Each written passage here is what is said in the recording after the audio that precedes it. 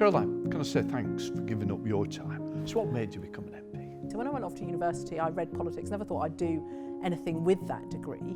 But actually, you end up on this almost on a conveyor belt, and the more you got involved, the more interesting you found it. And for me, it was sort of a natural extension. I became a local councillor and then stood for Parliament in 01 unsuccessfully, 05 unsuccessfully. You can't call me a quitter. And eventually came in 2010. And of course, you took the seat back, which was amazing in itself. How easy was it to get selected?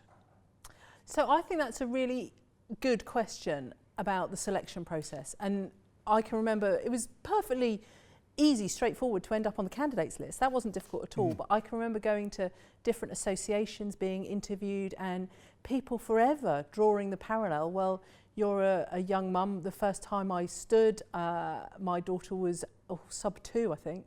And it was actually quite challenging because people would ask questions. Well, who's going to look after her? What are you going to do with your daughter? How does your husband feel about this? I mean, what an awful question. How does your husband feel? But today, I'll still be asked by journalists, what does your dad think about what you've done on X, Y, and Z? But I can remember one interview where the questioning was really horrible, actually, and being told, this wasn't a question, but male politicians often find it easier to put audiences at ease. They're better at telling jokes. How do you think you'll deal with that? Well, why should a man be any funnier than I am? But I've heard from colleagues some real shockers. What will your husband do for sex whilst you're in London? Can you imagine being asked that in a professional interview? Absolutely outrageous. So what do you think political parties can do? How do you believe that they can address those inequalities around selection? So I think there's a lot of work to be done about encouraging women to think that this is a job for them in the first place, to encourage them to stand, to apply. The Conservative Party, I know, still has an issue where only 1 in 4 of the people who apply to become candidates are women. So when it's only 25% of the pool in which you're fishing, it's really hard to make sure that those great women come through, get selected, and make it to a seat that they can win. So I think there's a lot to be done about mentoring. I think actually some really practical measures about what support you can put in place.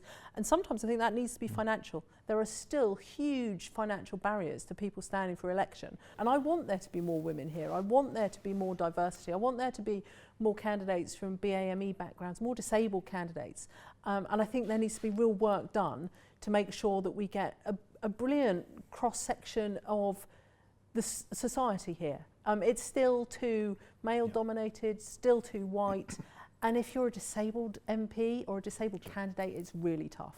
Do you see a future woman Prime Minister in our ranks at the moment? Yeah, I think I can see a number of them who could very easily absolutely rise to the top.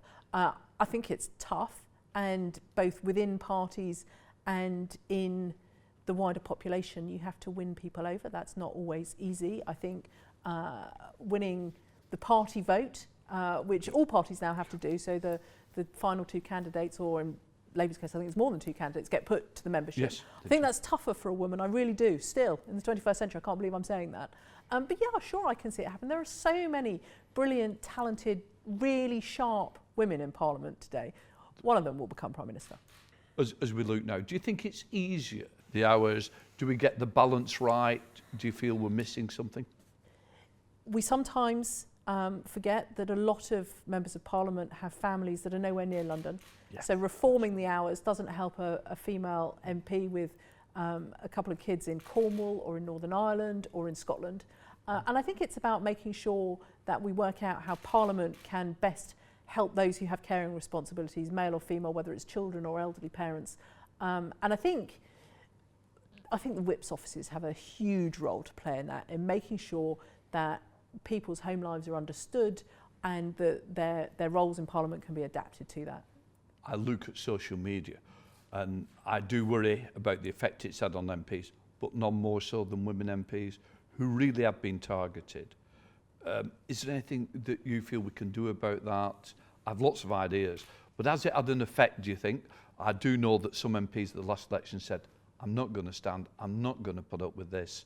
So it's fair to say that members across the House suffer from abuse on social media. Women do get targeted more, and I always say it's both misogynistic and it's racist. So we know that BAME women members will face the highest level of attacks. I think there is a huge role to play for all of us to collectively, and the House itself, in raising the level of esteem in which politicians are held. Members of Parliament have a huge responsibility, and I think it's important that we kind of seize the narrative to show the good that members do and not just allow constant sniping and criticism and personal attacks. And I think that's really hard to do, but I always say to colleagues, and many of them have a really tough time, much tougher than I do, I say turn off the notifications. You don't have to engage with people on social media who are going to abuse you.